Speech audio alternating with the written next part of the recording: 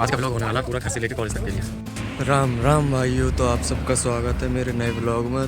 ताबड़तोड़ स्वागत है। आप देख सकते हैं सुबह सुबह पूरा रोड खाली है। कह रहा हूँ इधर से कुछ आए तो मैं बैठूँ और रोडवेज बस स्टैंड तक जाऊँ। यहाँ सुबह सुबह कुछ मिलता नहीं है, खाली घर से मेरा ये 2 दूर है रोड। निकल दी कॉलेज के लिए, मैं आ रहा हूँ मेरे दोस्तों। कुछ नहीं मिला, ना ट्रेन मिली ना कुछ मिला, तो भैया मुझे जाना पड़ेगा रोडवेज बस स्टैंड तक पैदल। तो हम चल पड़े पैदल।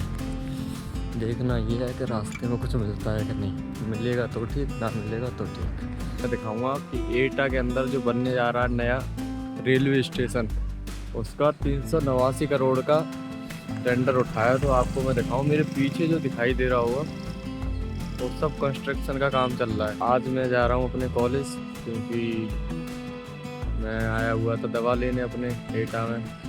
अपनी थोड़ी तबीयत सही नहीं है, मैं खाता हूँ होम्योपैथिक दवाई, वैसे खाता नहीं है क्योंकि वो बेकार होती है। हाँ, आपको पीछे दिखाऊंगा कितने जोर शोर से काम चल रहा है यहाँ पे। जब ये एटा का ये रेलवे स्टेशन बन जाएगा ना, तो ये कई लाइनों को जोड़ेगा, जैसे कि मथुरा के लिए और आगरा के लिए एक लोकल ट्रेन जाती है, पर ये नहीं कि सारी ट्रेन चलती है, बट अब चलने लग जाएंगी। भाइयों, एक चीज़ कहनी थी मुझे आप लोगों से, आप सबका सहयोग हो तभी गवर्नमेंट कुछ कर पाएगी। इसलिए मैं कह रहा हूँ, मतलब ये क्यों कह रहा हूँ, ये आपको सोचने समझने की ज़रूरत है।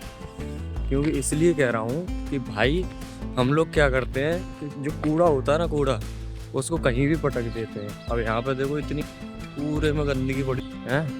अब ये क्या है कि लोग घर से निकले थोड़ी दूर पे ही और कूड़ा पटक दिया, ये गलत है। देखो ये है रेलवे स्टेशन, मैं आपको दिखाता हूँ। रेलवे स्टेशन के पास ये एटा का रेलवे स्टेशन है। देखो आपको जूम करके दिखाओ है।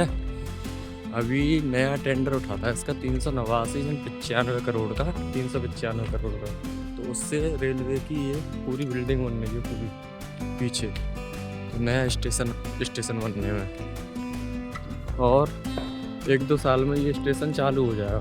जहाँ तक है काम इसका लगातार ही रहा है अच्छे से, 2-2-2.5 साल में ये तैयार हो जाएगा बन के रेलवे स्टेशन। ये एटा का रेलवे स्टेशन है। कभी आए घूमने यहाँ पे, मैं तो एटा का ही रहने वाला हूँ, मिले आके हम घुमाएंगे भाई आपको। भाई देखो, मैं फिर आ गया अपने टॉपिक पे वापस कि कूड़ा ना फैलाएं। देखो शहरों में क्या होता है कि घर के बाहर ही वो होते हैं, डस्टबिन वगैरह रखे होते हैं, फिर भी क्या करते हैं लोग जल्दी की वजह से उस कूड़े को डस्टबिन में न डाल के उसके पास में पटक देते हैं। जब तक हर एक व्यक्ति भारत का अपने तौर पे अपना देश के साथ काम नहीं करेगा, तब तक कुछ नहीं हो सकता। जैसे कि हम लोग क्या करते हैं, कूड़ा ऐसे पटक दिया, घर के बाहर पटक दिया और प्लॉट वगैरह है वहाँ पटक दिया।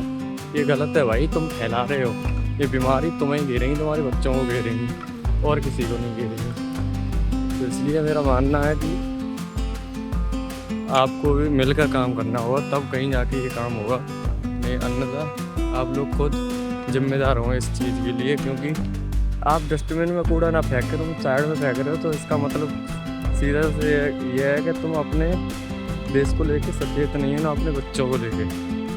यहाँ टहलने आते हैं स्टेशन, मैं जा रहा हूँ पैदल, क्योंकि मुझे ऑटो ट्रेन मिली नहीं, हाल ही नहीं मिलती हैं। ये मैं शॉर्टकट से आ रहा हूँ रेलवे स्टेशन पार करके। चलो चलते हैं। वैसे ईटा में लगी हुई निवास, और निवास तो मैंने देख नहीं पाई क्योंकि काम ही इतना था घर पर, इसलिए। तो भाई देखो, कल निवास में जाने का बहुत मूड था, बच्चे खाली थे, इसलिए कहता हूँ। और इसीलिए मैं मेहनत करता हूँ भाई। आप लोगों की सपोर्ट की बहुत ज़रूरत है, तो मेरा सपोर्ट करें। इतनी गंदगी है एटा में, क्या एटा में गंदगी नहीं है? एटा में बहुत गंदगी है भाई, हर एक जगह चले जाओ वहीं गंदगी। भाई अभी तक कुछ नहीं मिला है। मैं घर से निकला हूँ, करीबन 15-20 मिनट हो गई मुझे घर से निकले हुए। न ट्रेन मिली ना ऑटो मिला। मैंने एक ट्रेन वाले से पूछा कि भाई चलोगे बस स्टैंड तक? तो यार 150 रुपये लगेंगे। मुझे एक वही वाला डायलॉग याद आ गया, 150 रुपया देगा। मैंने भाई तुम जाओ, मैं 150 नहीं, तुम 1500 मांगो। क्या नाम है सर? क्योंकि हमें आज कॉलेज जाना नहीं तो बताइए। हाँ एप्लीकेशन झंझट ये वो हम लिखते नहीं है भाई, सीधे कॉलेज में जाएंगे, थोड़ा जल्दी जाएंगे, पहले फ़ोन कर देंगे ज़्यादा से ज़्यादा, बस नोटिस मेरे लिखने की बस की ना सर। क्लास में आएंगे हम डायरेक्ट, मैं आ रहा हूँ, मेरी सीट खाली कर देना।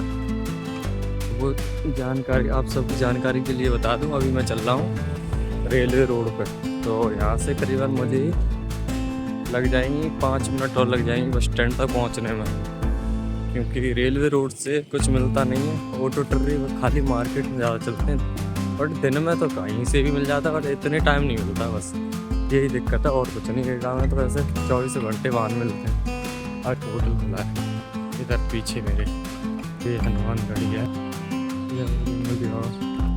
बड़ी हनुमान गढ़ी है, जहाँ पे हम भी दर्शन करने आ रहे हैं मंगलवार को और शनिवार को। बट आज मंगलवार है, मुझे जाना है कॉलेज, नहीं तो मैं खुद आता शाम के टाइम में आपका दर्शन करने नहीं कर पाऊँगा। आज मैं अलीगंज में ही करूँगा जाके दर्शन। तो मुझे आगे ये बने रहिए मेरे साथ। अभी पहुँचने वाले हैं बस स्टैंड से लेंगे हम टिकट, सीधे जाएंगे अलीगंज। अलीगंज से फिर मैं उठाऊँगा बाइक, तो बाइक सीधे कॉलेज।